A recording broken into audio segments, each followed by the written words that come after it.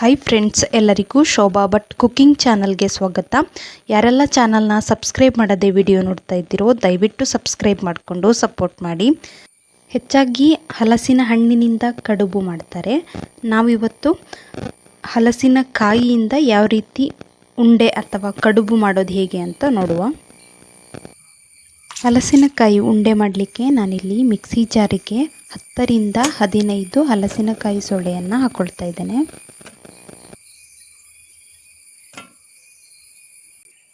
ಸ್ವಲ್ಪ ನೀರು ಹಾಕಿ ಸಣ್ಣದಾಗಿ ರುಬ್ಕೊಳ್ಳಿ.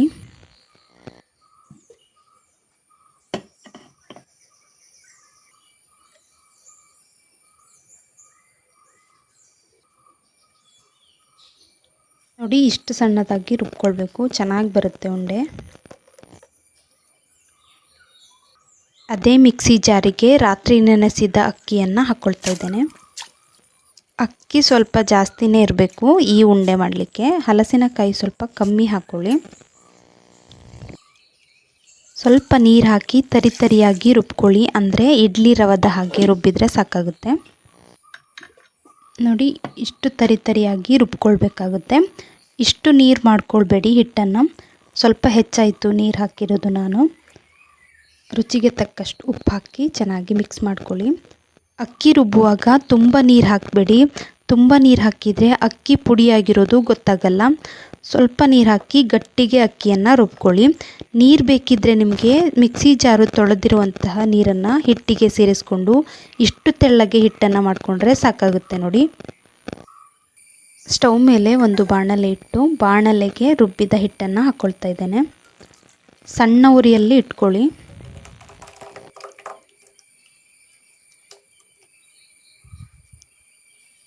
ನೋಡಿ, ಅಕ್ಕಿಯನ್ನು ಈ ರೀತಿ ರುಬ್ಕೊಳ್ಬೇಕು. ಹಿಟ್ಟನ್ನು ಕೈ ಬಿಡದೆ ಈ ರೀತಿ ತಿರುಗಿಸ್ತಾ ಇರಬೇಕು, ಇಲ್ಲದಿದ್ದರೆ ಅಡಿ ಹಿಡಿಯುತ್ತೆ, ಅಂದರೆ ತಳ ಹಿಡಿಯುತ್ತೆ ಹಿಟ್ಟು. ಬೇಗ ಗಟ್ಟಿಯಾಗುತ್ತೆ ಇದು. ಸ್ವಲ್ಪ ಹೊತ್ತು ಹೀಗೆ ತಿರುಗಿಸಿದರೆ ಸಾಕು. ನೋಡಿ,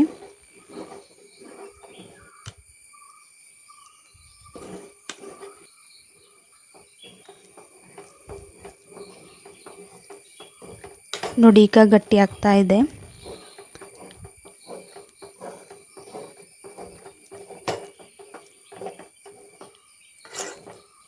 ಸಣ್ಣ ಉರಿಯಲ್ಲೇ ಹಿಟ್ಟನ್ನು ಬೇಯಿಸ್ಕೊಳ್ಬೇಕು. ನಾನಿಲ್ಲಿ ಇಷ್ಟು ಹಿಟ್ಟಿಗೆ ಅರ್ಧ ಭಾಗದಷ್ಟು ತೆಂಗಿನಕಾಯಿ ತುರಿಯನ್ನು ಹಾಕ್ಕೊಳ್ತಾ ಇದ್ದೇನೆ.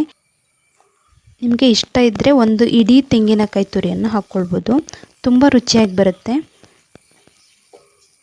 ತೆಂಗಿನಕಾಯಿ ತುರಿಯನ್ನು ಹಿಟ್ಟು ಸ್ವಲ್ಪ ಗಟ್ಟಿಯಾಗುವಾಗಲೇ ಹಾಕಿದರೂ ಆಗುತ್ತೆ. ನಾನಿಲ್ಲಿ ಕೊನೆಯಲ್ಲಿ ಹಾಕಿದ್ದೇನೆ. ತೆಂಗಿನಕಾಯಿ ತುರಿ ಹಾಕಿ ಈ ರೀತಿ ಚೆನ್ನಾಗಿ ಮಿಕ್ಸ್ ಮಾಡಿ ಸ್ವಲ್ಪ ಸಮಯ ಬೇಯಿಸಿದರೆ ಸಾಕು. ನೋಡಿ, ಹಿಟ್ಟು ಉಂಡೆ ಮಾಡಲಿಕ್ಕೆ ಬರಬೇಕು, ಅಷ್ಟು ಗಟ್ಟಿಯಾದರೆ ಸಾಕಾಗುತ್ತೆ.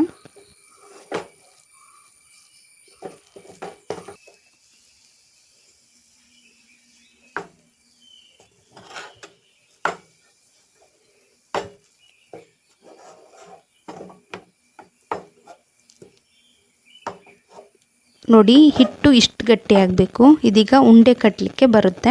ಇದನ್ನೀಗ ಇಳಿಸಿ ಸ್ವಲ್ಪ ಸಮಯ ಆರಲಿಕ್ಕೆ ಬಿಡಬೇಕು.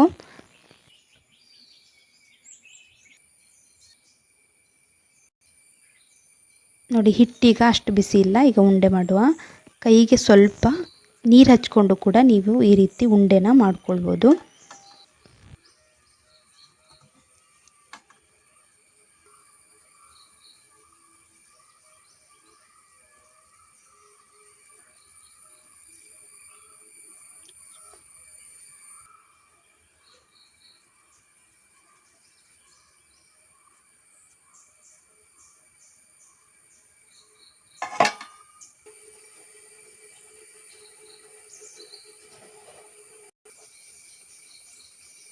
ನೋಡಿ, ಎಲ್ಲ ಉಂಡೆಯನ್ನು ಈ ರೀತಿ ಮಾಡಿಟ್ಕೊಳ್ಳಿ. ಇಡ್ಲಿ ಪಾತ್ರೆಗೆ ನೀರು ಹಾಕಿ ನೀರು ಚೆನ್ನಾಗಿ ಬಿಸಿ ಆದಮೇಲೆ ಈ ಉಂಡೆಯನ್ನು ಇಡ್ಲಿ ಪಾತ್ರೆಯಲ್ಲಿಟ್ಟು ಹಬೆಯಲ್ಲಿ 10 ರಿಂದ 15 ನಿಮಿಷ ಬೇಯಿಸಿದರೆ ಸಾಕಾಗುತ್ತೆ. ನೋಡಿ,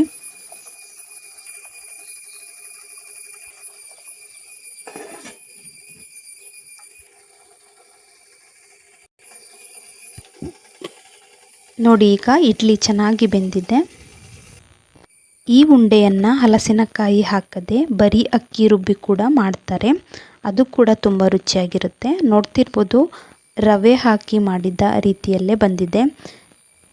ಇದನ್ನು ಸಾಂಬಾರ್ ಚಟ್ನಿ ಜೊತೆ ತಿನ್ನಲಿಕ್ಕೆ ತುಂಬ ರುಚಿಯಾಗಿರುತ್ತೆ. ಹೀಗೊಮ್ಮೆ ಟ್ರೈ ಮಾಡಿ. Thank you for watching.